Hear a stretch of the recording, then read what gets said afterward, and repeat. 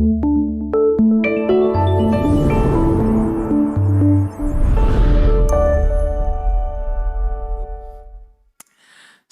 sejahtera bagi kita semua. Saya ucapkan selamat pagi. Kasih karunia Tuhan kita rasakan. Kalau sampai saat ini kita ada, ini sungguh berkat Tuhan. Hari ini kita memperingati Hari Pentakosta. Dan sebelum saya menyampaikan firman Tuhan, izinkan saya mengucapkan selamat Hari Raya Pentakosta ya. Khususnya bagi saudara-saudara yang dengan sukacita selama 10 malam dapat datang di tempat ini di dalam doa malam selama 10 malam. Dan saya terlalu yakin janji-janji Tuhan akan digenapi dalam hidup kita. Amin, saudara. Tema khotbah pada saat ini yaitu periksa kerinduanmu di hari Pentakosta ini.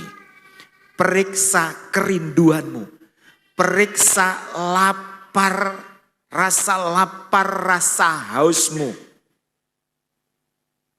di hari Pentakosta ini. Nah, kita akan lihat Alkitab kita di dalam Kisah Para Rasul pasal yang kedua, ayat yang pertama. Saudara simak Alkitab saudara masing-masing. Pasal 2 ayat yang pertama, ketika tiba hari Pentakosta, semua orang percaya berkumpul di satu tempat. Tiba-tiba turunlah dari langit suatu bunyi seperti tiupan angin keras yang memenuhi seluruh rumah di mana mereka duduk. Dan tampaklah kepada mereka lidah-lidah seperti nyala api yang bertebaran dan hinggap pada mereka masing-masing. Ayat yang keempat, maka penuhlah mereka dengan Roh Kudus. Lalu mereka mulai berkata-kata dalam bahasa-bahasa lain, seperti yang diberikan oleh Roh itu kepada mereka untuk mengatakannya. Nah, puji Tuhan. Tentu saudaraku, kita sudah tidak asing lagi ya dengan ayat ini, apalagi seperti momen-momen seperti memperingati hari Pentakosta. Saudara tahu apa itu hari Pentakosta? Hari Pentakosta yaitu hari yang ke-50. Dan ini dihitung sejak Yesus bangkit dari kematian. Selama 40 hari Tuhan Yesus menampakkan dirinya kepada murid-murid. Tuhan Yesus menampakkan dirinya kepada beberapa orang. Dan setelah itu dia kembali naik ke surga. Dan 10 hari kemudian turunlah Roh Kudus. Inilah yang dikatakan atau disebut Pentakosta. Nah, untuk menjelaskan ayat ini saudaraku, sebelum saya menjelaskan ayat ini, kita akan melihat video singkat hanya 1 menit. Keadaan atau gambaran di dalam Kisah Para Rasul pasal 2 dari ayat yang pertama sampai ayat yang keempat. Silakan.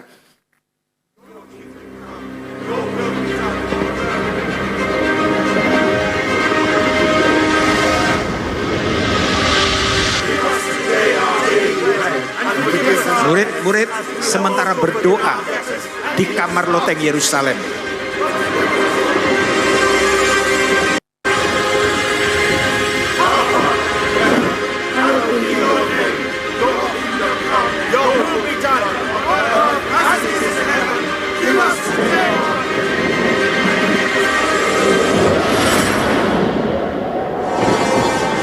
Sementara mereka menyembah,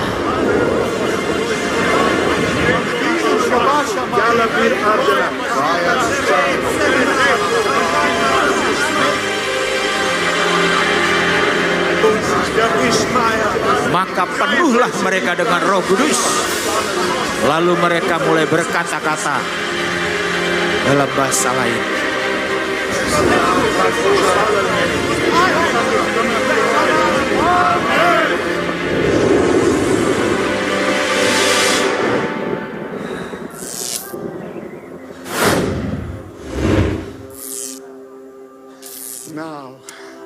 We can leave this place. now. Puji Tuhan. Nah, inilah paling tidak gambaran ketika murid-murid sementara berdoa di kamar loteng Yerusalem.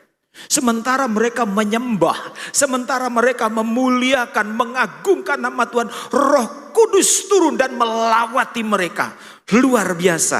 Nah, saudara, sekali lagi, hari Pentakosta adalah hari pencurahan Roh Kudus. Dan itu ialah hari penuaian di mana Roh Kudus dicurahkan. Nah, sebelum saya membahas ayat tadi, apa yang dimaksud dengan penuh Roh Kudus? Barangkali saudara tahu hari Pentakosta, tahu Roh Kudus. Tetapi barangkali di antara saudara ada yang belum mengerti apa sih yang dimaksud penuh dengan Roh Kudus. Saudara, saya mau jelaskan pada saat ini bahwa penuh dengan Roh Kudus, sekali lagi, penuh dengan Roh Kudus itu berbeda dengan terima Roh Kudus. Sekali lagi, penuh dengan Roh Kudus itu berbeda dengan terima Roh Kudus. Firman Tuhan mengatakan ketika kita percaya Yesus sebagai Tuhan dan Juru Selamat, Roh Kudus diberikan kepada kita. Dengan kata lain, Roh Kudus tinggal di dalam diri kita. Ini namanya terima daripada Roh Kudus. Roh Kudus tinggal di dalam diri kita. Coba kita akan melihat ayatnya di dalam Efesus.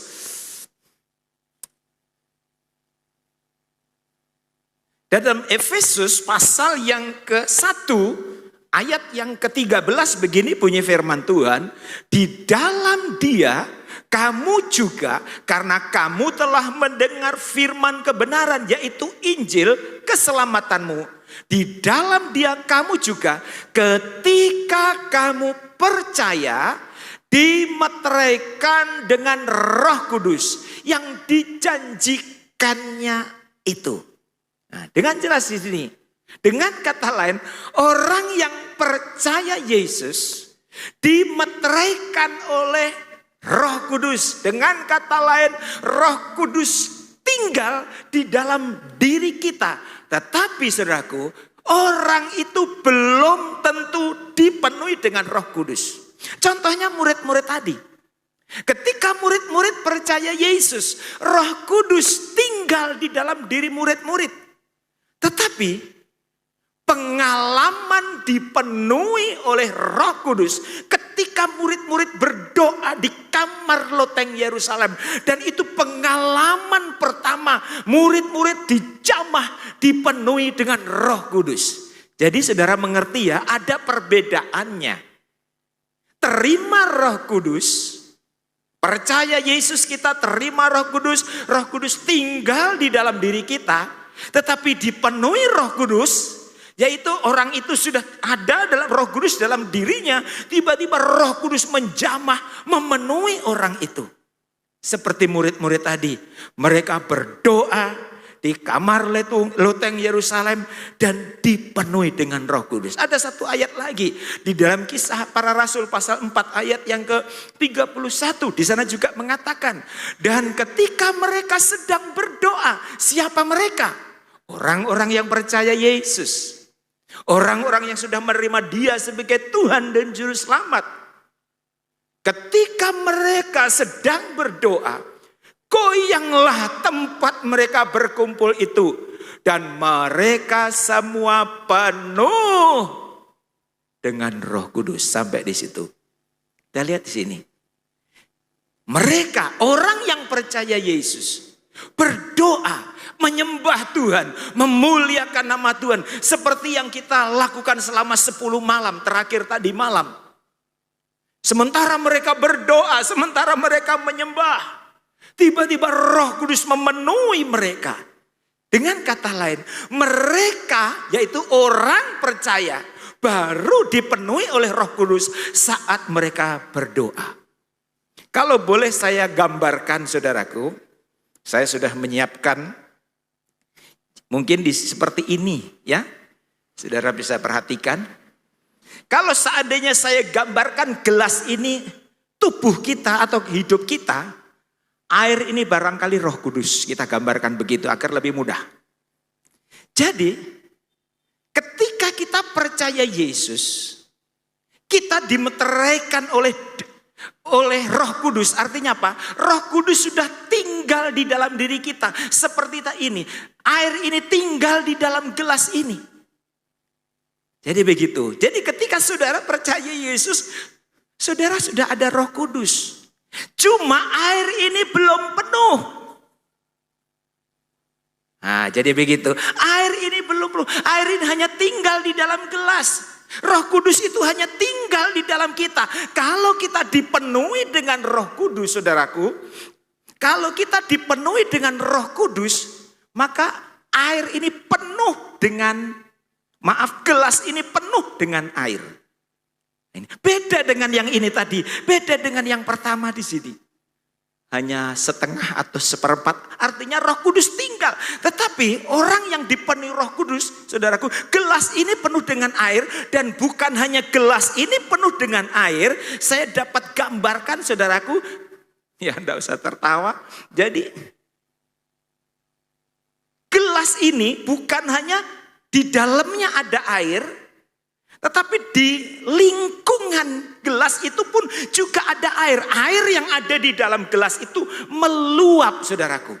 Air yang ada di dalam gelas itu meluap sehingga gelas itu pun ditutupi, dikelilingi oleh air. Inilah barangkali gambaran daripada dipenuhi dengan Roh Kudus. Dan harapan Tuhan Yesus, harapan Bapa di surga, kita bukan cuma seperti ini. Roh Kudus hanya tinggal di dalam kita. Yesus mau kita bergerak maju. Yesus mau kita berkembang. Yesus mau kita bertumbuh. Bukan hanya sekedar percaya Roh Kudus tinggal, tetapi hidup kita dipenuhi dengan Roh Kudus. Amin, saudara. Hidup kita dipenuhi dengan Roh Kudus. Sekali lagi, inilah kerinduan daripada Tuhan. Jadi kalau boleh dapat saya simpulkan bahwa orang yang dipenuhi dengan Roh Kudus, yaitu orang itu istilahnya satu kondisi di mana hidupnya orang itu, hatinya orang itu, pikirannya orang itu dikuasai oleh Roh Kudus. Seperti yang saya gambarkan tadi. Gelas itu bukan hanya penuh dengan air, tetapi dia dikelilingi, dibungkus dengan air. Itulah gambaran orang yang dipenuhi dengan Roh Kudus. Hatinya, pikirannya, perasaannya itu dipenuhi, dibungkus oleh Roh Kudus. Dikuasai oleh Roh Kudus. Jadi kalau saudara mendengar barangkali ajaran-ajaran lain, saudaraku, Alkitab tadi katakan, ketika murid-murid dipenuhi Roh Kudus, murid-murid berbahasa asing. Dan ini salah satu tanda. Ya. Ada tanda lain kalau orang itu dipenuhi Roh Kudus, setelah dia penuh Roh Kudus, berbahasa asing, dia mengeluarkan buah-buah, ada 9 karunia. Tetapi itu hasil dari Roh Kudus, saudaraku. Ada gereja lain, barangkali saudara pernah ketemu. Kalau kamu ingin dipenuhi Roh Kudus, kamu ngomong bahasa-bahasa tertentu. Tujuannya untuk memancing Roh Kudus turun. Alkitab tidak mengatakan begitu. Bahasa Roh Kudus tidak bisa diajarkan oleh siapapun. Amin, saudara. Jangan sampai saudara, untuk dipenuhi Roh Kudus harus ngomong. Kalau orang Bitung di sana terkenal dengan cakalan ya Pak Arthur. Kalau dia ada yang begitu, saudaraku. Dan ada kalanya orang dipenuhi Roh Kudus itu pengalaman. Nah, ini salah. Dulu pada waktu saya dipenuhi dengan Roh Kudus, gaya saya begini loh. Ini contoh. Mungkin itu bisa. Gaya saya begini loh, itu mungkin bisa. Tetapi saudaraku, itu tidak boleh kita jadikan pengalaman. Ada begitu banyak anak Tuhan, Roh Kudus belum bekerja, sudah gaya pakai pengalaman lama. Ini pun tidak boleh. Kita menyembah saja, kita menyembah. Kalau toh Roh Kudus menuntun dengan bahasa yang sama, kalau Roh Kudus menuntun dengan gaya yang sama, itu terserah Roh Kudus. Karena apa? Hidup kita ini dikendalikan oleh Roh Kudus, bukan otak kita yang mengendalikan. Jadi saya harap ketika saudara mendengar ajaran-ajaran lain, kembali ke Alkitab, benar atau tidak ajaran ini. Karena memang salah satu tanda kedatangan Tuhan kembali itu akan muncul nabi palsu. Kalau nabinya palsu, ajarannya pun pasti palsu, saudaraku. Jadi ketika saudara dengar ajaran firman Tuhan, kok begini? Kembali ke Alkitab. Benar atau tidak? Jadi saya tegaskan pada kesempatan hari Pentakosta ini, bahasa Roh Kudus tidak bisa diajarkan oleh manusia. Amin, saudara. Amin. Bahasa Roh Kudus tidak boleh diajarkan oleh manusia. Dengan jelas firman Tuhan tadi, mereka mengatakan bahasa seperti yang diberikan oleh Roh Kudus. Ini final, saudaraku. Ini final. Jadi orang yang dipenuhi Roh Kudus, sekali lagi, hidupnya, hatinya, pikirannya, semua itu dikuasai sepenuhnya oleh Roh Kudus. Di dalam Efesus pasal 5 ayat 18, di sana mengatakan, dan janganlah kamu mabuk oleh anggur, karena anggur menimbulkan hawa nafsu, tetapi hendaklah kamu penuh dengan Roh Kudus. Di sini Rasul Paulus membandingkan dua hal. Yang pertama, janganlah kamu mabuk oleh anggur, karena mabuk itu menimbulkan hawa nafsu, tetapi hendaklah kamu penuh dengan Roh Kudus. Tentu kita semua pernah melihat orang mabuk. Tentu kita semua, atau barangkali saudara pernah mabuk juga. Tentu kita semua pernah melihat orang mabuk. Saya pernah melihat orang mabuk, itu lucu, saudaraku. Tiba-tiba baik-baik, jalan lurus tapi miring jalannya. Pakaian dibuka, celananya dibuka, untung yang dalam tidak dibuka. Setelah itu ngomong sembarangan, saudaraku. Tidak lama jatuh, bangkit lagi. Dia merayap, saudaraku. Pas ada tiang listrik, dia peluk, dia cium, dicumbui. Ini orang mabuk, saudaraku. Kenapa? Orang yang mabuk itu sudah tidak punya kontrol dalam hidupnya, saudaraku. Sebab apa? Dia sudah dikontrol dengan minuman keras. Sekali lagi, orang yang mabuk itu sudah tidak bisa mengontrol diri. Otaknya sudah dikontrol oleh minuman keras. Otaknya sudah tidak jalan dengan baik, saudaraku. Tentu kita sudah sering atau pernah melihat hal ini. Mengapa, saudaraku, kok sampai dia berbuat begitu? Karena apa? Hati, pikiran, perasaan, keberadaannya dikontrol oleh minuman keras. Sehingga kacau, saudaraku. Itulah sebabnya Rasul Paulus tadi katakan, janganlah kamu mabuk oleh anggur atau minuman keras. Karena apa? Ketika kita mabuk oleh anggur atau minuman keras, saudaraku, kehidupan kita pasti tidak normal.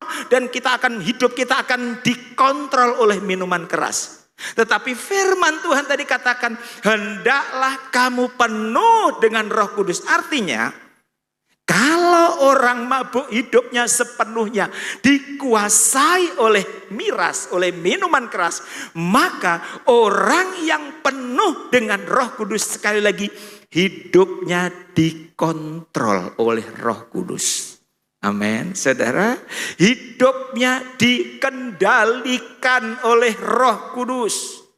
Ini hidupnya dikontrol oleh Roh Kudus, hidupnya dikendalikan oleh Roh Kudus, di bawah pengaruh Roh Kudus. Dan inilah kerinduan Tuhan. Itulah sebabnya Rasul Paulus tadi katakan, hendaklah kamu semua penuh dengan Roh.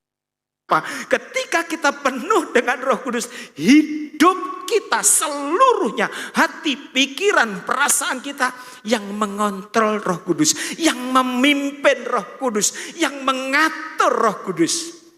Dan yang pasti, kalau Roh Kudus yang mengontrol, Roh Kudus akan membawa kita terus berjalan dari kebenaran kepada kebenaran. Amin. Saudara, Roh Kudus akan memberikan semangat kepada kita untuk setia beribadah. Roh Kudus akan mendorong kita untuk setia membaca Alkitab. Roh Kudus akan mendorong kita untuk menyembah, untuk memuji, untuk memuliakan nama Tuhan. Kalau Roh Kuduslah yang mengontrol hidup kita. Roh Kudus tidak akan membawa saudara ke tempat-tempat yang tidak baik. Itu bukan Roh Kudus, saudaraku.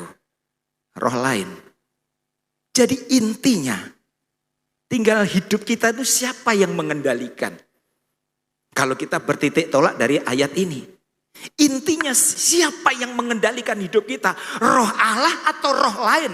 Kalau roh Allah, maka yang mengendalikan hidup kita, maka roh Allah itu akan membawa kita akan semakin dekat, semakin dekat, semakin dekat dengan Yesus. Itu kalau Roh Kudus yang mengontrol, yang memimpin hidup kita. Tetapi kalau bukan Roh Kudus yang mengontrol hidup kita, maka roh itu akan membawa kita semakin jauh dari Tuhan. Amin. Saudaraku, sederhana, sederhana sekali. Jadi ketika kita kok, saya kok hari-hari ini kok semakin jauh dari Tuhan ya. Kok hari-hari ini rasanya kok berat untuk membaca Alkitab ya. Hari-hari ini kok rasanya kok berat untuk pegang gitar menyanyi memuji Tuhan ya. Hari-hari ini kok rasanya kok berat, kakiku tuh kok melangkah ke gereja kok rasanya berat. Tetapi kok tempat lain kok gampang sekali, kok ringan sekali. Berarti yang mengontrol bukan roh Allah. Ada roh lain. Nah, untuk itu mari firman Tuhan dalam Efesus 5 ayat yang ke-15 ini kita renungkan baik-baik. Janganlah kamu mabuk oleh anggur. Karena itu akan membawa kita dalam penyesatan. Tetapi biarlah kita penuh dengan Roh Kudus. Ini kerinduan Tuhan. Dan saudara tahu. Dan ini sering dalam beberapa malam, 10 malam itu ditekankan. Setelah saudara dan saya penuh dengan Roh Kudus, itu bukan berarti kita ini lebih dari yang lain. Dipenuhi Roh Kudus bukan untuk gagah-gagahan, saudaraku. Dipenuhi dengan Roh Kudus bukan berarti rohaniku lebih hebat daripada orang lain karena aku sudah dipenuhi Roh Kudus. Bukan itu. Saudara tahu, tujuan Roh Kudus memenuhi kita, mengurapi kita, ada tujuannya, ada maksudnya. Jadi bukan untuk gagah-gagahan. Sekali lagi, bukan untuk gagah-gagahan. Kita lihat ayatnya, apa yang dilakukan oleh murid-murid setelah mereka dipenuhi Roh Kudus. Apakah mereka hanya bersyukur terima kasih Tuhan? Kita lihat ayat yang ke-11 dalam Kisah Para Rasul pasal 2. Baik orang Yahudi maupun penganut agama Yahudi, orang Kreta dan orang Arab, kita mendengar mereka berkata-kata dalam bahasa kita sendiri tentang perbuatan-perbuatan besar yang dilakukan oleh Allah. Ini harapan Tuhan. Setelah kita dipenuhi dengan Roh Kudus, memberitakan perbuatan-perbuatan besar yang telah dilakukan oleh Allah. Dengan kata lain, menyaksikan kedahsyatan Yesus. Amin, saudara. Jadi setelah kita dipenuhi dengan Roh Kudus, itu akhir dari kekristenan kita bukan. Itu justru ada tanggung jawab yang besar yang Tuhan titipkan dalam pundak kita masing-masing. Apa itu? Menyampaikan perbuatan-perbuatan Allah yang besar kepada orang-orang yang belum mendengar. Itulah sebabnya pada waktu murid-murid dipenuhi dengan Roh Kudus, orang-orang dari beberapa negara kebetulan pada waktu itu datang ke Yerusalem, saudara. Mereka heran. Ini bukankah orang penduduk asli sini? Kenapa kok tahu bahasa saya? Dan orang itu tahu, wah bahasanya memuliakan Tuhan. Murid-murid itu menceritakan kebesaran Tuhan. Murid-murid itu menceritakan kedahsyatan Tuhan. Bagaimana Tuhan sanggup lewat Musa sanggup membelah laut. Mulai dari ciptaan, kejadian terus sampai mujizat-mujizat yang dikerjakan oleh Yesus. Membuat orang heran, saudaraku. Nah, ini tujuan Roh Kudus menjamah kita, memenuhi kita. Jadi bukan untuk gagah-gagahan atau merasa diri lebih hebat daripada orang lain. Tetapi Tuhan punya maksud, Tuhan punya harapan kepada kita semua. Yaitu menyampaikan, memberitakan perbuatan Allah yang besar. Kita kembali dalam Kisah Para Rasul pasal 4 tadi, kita lihat di sana. Kisah Para Rasul pasal 4 ayat 31. Dan ketika mereka sedang berdoa, goyanglah tempat mereka berkumpul itu. Dan mereka semua penuh dengan Roh Kudus. Sampai di situ dulu. Mereka berdoa, siapa mereka? Orang yang percaya Yesus. Ketika mereka, siapa mereka? Orang yang sudah menerima Yesus sebagai Tuhan dan Juru Selamat. Sama dengan saudara dan saya. Mereka berdoa. Mereka menyembah, dan saat mereka berdoa, saat mereka menyembah, goyanglah tempat mereka berkumpul. Dan Alkitab katakan mereka penuh dengan Roh Kudus. Lalu selanjutnya, lalu mereka memberitakan firman Allah dengan berani. Ya. Setelah mereka dipenuhi dengan Roh Kudus, ayat itu masih koma. Selanjutnya katanya lalu. Artinya apa? Setelah mereka dipenuhi dengan Roh Kudus, mereka memberitakan firman. Mereka menyampaikan karya Allah yang besar. Mereka menyampaikan kabar baik, kabar keselamatan, kabar yang luar biasa. Jadi saudara, setelah kita penuh Roh Kudus, sekali lagi saya tekankan sekali lagi, kita tidak boleh mandek. Cukup Tuhan, aku yang penting sudah penuh dengan Roh Kudus. Murid-murid menyampaikan perbuatan-perbuatan Allah yang besar. Dan ayat ini memberitakan firman. Saudara, di hari-hari ini, kebutuhan yang paling hakiki bagi manusia, saya mau kasih tahu bukan uang. Uang memang perlu, kita butuh saudaraku. Tanpa uang kita tidak bisa membantu orang lain. Tanpa uang kita tidak bisa membantu pekerjaan Tuhan, membangun gereja. Kita perlu uang. Tetapi ada satu kebutuhan saudaraku, yang paling diharapkan, paling dinantikan oleh manusia di saat ini, yaitu kepastian keselamatan. Mengapa saya katakan kepastian keselamatan? Karena apa? Dengan kepastian keselamatan itulah yang membawa kita memiliki ketenangan jiwa. Orang yang tidak memiliki kepastian keselamatan, pasti hidupnya akan seperti kapal yang diombang-ambingkan, gelombang tidak menentu, saudaraku. Karena apa? Tidak ada kepastian keselamatan. Pak, yakin kalau Bapak nanti mati masuk surga? Ya, enggak tahu Om. Moga-moga Om. Tidak ada kepastian. Kalau kita tidak ada kepastian, saudaraku, contohnya saja. Saudara mungkin urusan dengan orang lain atau bisnis dan sebagainya.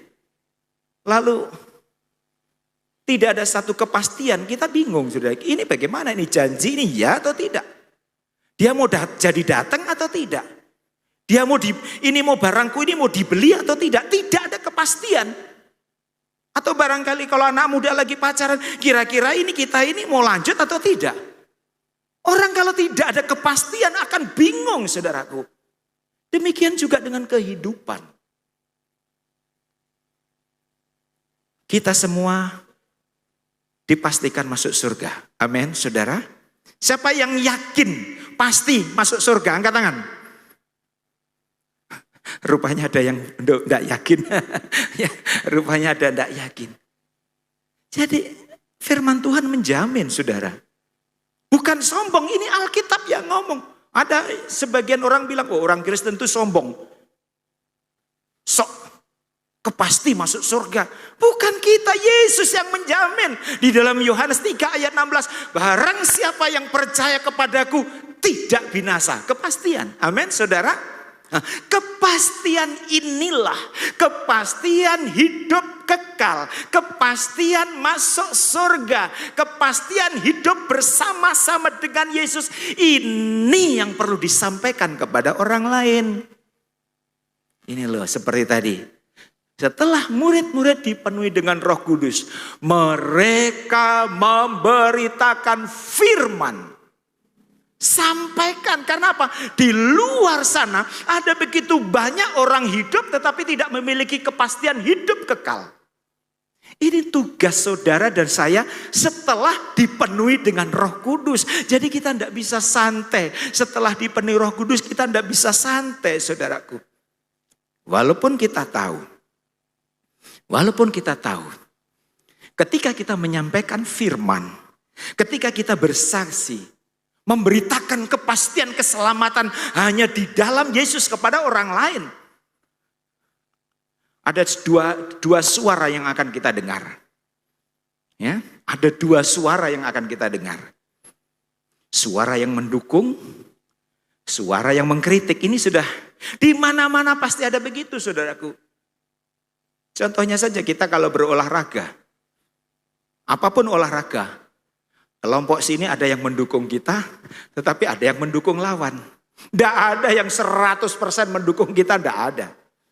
Pasti ada, walaupun mungkin perbandingannya yang berbeda. Tetapi ada yang mendukung, tetapi juga ada yang mencibir. Saudaraku, itulah yang dialami juga oleh murid-murid. Setelah murid-murid dipenuhi dengan Roh Kudus, Alkitab tadi dikatakan di dalam ayat yang ke-11, mereka menceritakan perbuatan Allah yang besar, diceritakan. Ketika murid-murid bercerita tentang perbuatan Allah yang besar, kita lihat ayat 12. Mereka semua tercengang-cengang dan sangat termangu-mangu sambil berkata kepada yang lain, apakah artinya ini? Artinya apa? Dia kagum. Dia heran, ini bukankah penduduk asli sini? Tapi kenapa dia bisa menceritakan tentang karya Tuhan, perbuatan Tuhan yang luar biasa pakai bahasaku? Sehingga hal itu membuat orang-orang terkagum-kagum, heran, bangga, saudaraku, dengan murid-murid itu. Ini. Kalau kita mendengar ada orang ketika kita bersaksi, ketika kita melayani, lalu orang itu mendukung kita, wah itu tambah mendorong kita semangat untuk melayani. Saudara. Tetapi saudaraku, perhatikan ayat yang ke-13. Tetapi orang lain menyindir. Mereka sedang mabuk oleh anggur manis. Jadi saudara, menyindir, ya masih mending kalau masih menyindir. Ada kalanya unjuk rasa, ada kalanya demonstrasi, ada kalanya susun kekuatan untuk menganiaya para penginjil. Kalau saudara membaca di Warta Jemaat di lembar terakhir, itu sengaja saya tulis kesaksian yang luar biasa. Ya, mempertahankan iman. Ada anak Tuhan mempertahankan iman harus mengalami penganiayaan yang luar biasa. Saudara tahu, dia ditangkap, diperhadapkan dengan dua pilihan. Mau kembali ke agama lama atau tetap percaya Yesus. Apa yang dilakukan? Dia tetap percaya Yesus. Apa yang terjadi? Ketika dia tetap percaya Yesus, orang ini disiram dengan minyak, saudaraku. Ditendang, jatuh. Pada waktu itu dia jatuh. Orang yang bawa motor besar, saudaraku, sementara mesinnya bunyi, kasih jatuh di tubuhnya. Terjadi percikan api dan orang ini terbakar. Coba saudara lihat ini fotonya. Ini punggungnya ini sudah kering, saudaraku. Saudara bisa bayangkan pada waktu punggungnya masih baru terbakar. Ini sudah kering, saudaraku. Nah, ini. Masih mending kalau kita disindir, saudaraku. Tetapi inilah resiko menyampaikan firman. Memang ada resiko. Tetapi firman Tuhan katakan penderitaan itu tidak sebanding dengan kemuliaan yang Tuhan siapkan. Amin, saudara. Penderitaan, resiko itu tidak sebanding dengan kemuliaan, dengan mahkota yang Tuhan siapkan. Berikan kemuliaan untuk Tuhan kita Yesus Kristus. Tidak sebanding, saudara. Kalau pandangan kita kepada kemuliaan, kalau pandangan kita kepada mahkota, harta yang Tuhan siapkan untuk kita nanti, maka tantangan-tantangan apapun yang Tuhan izinkan dalam hidup kita, itu tidak akan membuat kita mundur. Karena apa? Roh Kudus. Itulah sebabnya pentingnya Roh Kudus. Tadi firman Tuhan katakan, setelah murid-muridnya dipenuhi dengan Roh Kudus, mereka memberitakan firman Tuhan dengan berani. Keberanian itu bukan nekat, saudaraku, tetapi keberanian yang datangnya dari Roh Kudus. Ini yang dahsyat, ini yang luar biasa. Ayo, saya dorong kepada kita semua. Bagi saudara yang mungkin belum dipenuhi Roh Kudus, Roh Kudus memang tinggal dalam hidup kita. Tetapi kalau merasa aku belum mengalami pengalaman loteng Yerusalem, belum mengalami pengalaman dipenuhi dengan Roh Kudus, syarat untuk dipenuhi Roh Kudus, saudaraku, syarat untuk dipenuhi Roh Kudus, memang kita harus memiliki rasa haus. Memang kita harus memiliki rasa lapar. Saudaraku, itu juga syarat. Memiliki kerinduan dijamah oleh Roh Kudus. Memiliki kerinduan dilawat oleh Roh Kudus, saudaraku. Ayo, saya rindu. Dan bagi saudara-saudara yang sudah dipenuhi Roh Kudus, ada tanggung jawab. Ada tanggung jawab. Tentu kita ingat ayat di dalam Kisah Para Rasul, ya. Ayat yang tidak asing lagi. Kisah 1 ayat 8. Tetapi kamu akan menerima kuasa kalau Roh Kudus turun atas kamu. Dan kamu akan menjadi saksiku. Jadi setelah Roh Kudus turun atas kita, kita akan diberikan kuasa. Apakah coba sampai di situnya? Roh Kudus sudah curahkan kepadamu, ini kuasa, ini karunia. Apakah lalu kita terima kasih Tuhan? Ayat tadi mengatakan, kamu akan menjadi saksiku. Artinya apa? Kita harus menyaksikan karya Allah yang besar. Minggu lalu sudah saya katakan dengan jelas, saudara diselamatkan bukan hanya datang kepada Yesus seperti hari ini. Saudara diselamatkan oleh Yesus bukan hanya datang kepada Yesus, tetapi juga pergi untuk Yesus. Amin, saudara. Pergi menyampaikan kabar kesukaan. Kemarin saya pergi ke teman, saudara. Saya dapat informasi dari teman, Pak, sudah silakan datang ke rumah. Beres, oke. Saya langsung ke rumah. Pas saya mau pulang ternyata ada kekurangan sana sini. Ada kekurangan sedikit. Saudaraku, rupanya Tuhan izinkan. Tuhan izinkan ada kekurangan di dalam kendaraan saya, saudaraku. Saya harus tunggu 3-4 jam, saudaraku. Tetapi saya penuh sukacita dalam hati.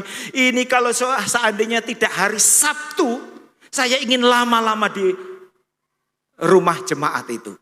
Karena apa? Ada tamu-tamu datang, saudaraku. Tamu-tamu datang. Dia dengan setia, saudaraku, mendengarkan kesaksian saya. Dan saya semakin semangat menyampaikan kabar kesukaan. Saya semakin semangat menceritakan kebenaran firman Tuhan. Kalau tidak salah 4 jam ya Ibu Reti ya, mungkin ya. Saudara, wah, sayang hari Sabtu, saudaraku. Ada banyak pekerjaan yang harus saya kerjakan. Satu datang saya bersaksi. Tiba-tiba muncul, Pak, saya minta YouTube-nya GPDI Bukit Sesak, kasih langsung dia lihat, saudaraku. Dia merasa diberkati. Wih, saya bangga, saudaraku. Saya bersyukur. Ayo, kesempatan sedikit pun Gunakan untuk menceritakan pekerjaan Allah yang besar. Dan ini tugas setiap gereja Tuhan. Jadi sekali lagi saya tekankan, kita diselamatkan bukan hanya untuk datang kepada Yesus seperti saat ini, tetapi juga pergi untuk Yesus. Saudara ada kesempatan menyaksikan kebaikan Tuhan. Saudara setelah membaca warta jemaat, saudara bisa bagi kepada orang lain. Itu salah satu yang sederhana. Sehingga orang lain pun juga merasa diberkati. Ayo, kalau mungkin di hari-hari ini, rasa rindumu bersaksi, rasa rindumu beribadah, rasa rindumu khususnya di momen Pentakosta ini dipenuhi dengan Roh Kudus. Sudah mulai kendor, sudah mulai luntur. Kita berdoa, Tuhan pulihkan cinta mula-mulaku. Amin, saudara. Kita semua pernah mengalami cinta mula-mula. Bagaimana ketika kita cinta mula-mula kita begitu semangat di dalam beribadah. Saya ingat ketika saya baru percaya Yesus umur 22 tahun, saudaraku. Pokoknya dalam hati saya kapan hari Minggu, kapan hari Minggu, kapan hari Minggu. Pokoknya kegiatan ibadah pemuda saya hadir, ibadah rumah tangga saya hadir walaupun bujang. Malah ibadah ibu-ibu saya hadir. Karena rasa hausnya untuk mendengarkan firman Tuhan. Kapan hari Minggu kok lama, kapan hari Minggu kok lama. Itu kalau cinta mula-mula tumbuh. Tapi kalau cinta mula-mula sudah hilang, hari Minggu lagi, hari Minggu lagi. Bosan, saudaraku. Itu kalau kita sudah sampai ngomong hari Minggu lagi, itu artinya cinta mula-mulamu sudah hilang. Ayo di momen hari Pentakosta ini, minta pemulihan. Amin, saudara. Minta pemulihan Tuhan, kembalikan cinta mula-mulaku. Kembalikan cinta mula-mulaku. Ayo silakan pemain musik, kembalikan cinta mula-mulaku. Aku ingin rindu, aku rindu lawatanmu, aku rindu jamahanmu, aku rindu urapanmu Tuhan.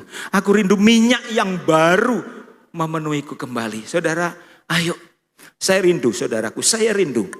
Walaupun mungkin saudara tidak sempat mengikuti doa selama 10 malam.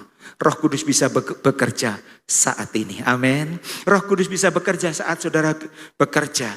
Roh Kudus bisa bekerja saat saudara pulang. Saya sering mendengarkan kesaksian. Om, saya pada waktu di gereja, saya diberkati tetapi saya justru di mobil sementara mengendarai mobil saya justru dipenuhi dengan Roh Kudus. Itulah Roh Kudus. Kita tidak bisa membatasi karya Roh Kudus. Kapan Roh Kudus bekerja? Saudaraku, ayo. Sekali lagi, kalau mungkin di hari-hari ini, rasa rindumu, rasa hausmu akan jamahan Roh Kudus, akan lawatan Roh Kudus, itu sudah mulai kendor. Kita berdoa, Tuhan pulihkan rasa hausku, pulihkan rasa rinduku, pulihkan rasa keinginanku untuk menyembah lawatanmu. Dan saya kini percaya, Roh Kudus akan berhembus saat ini juga. Amin, saudara. Tuhan Yesus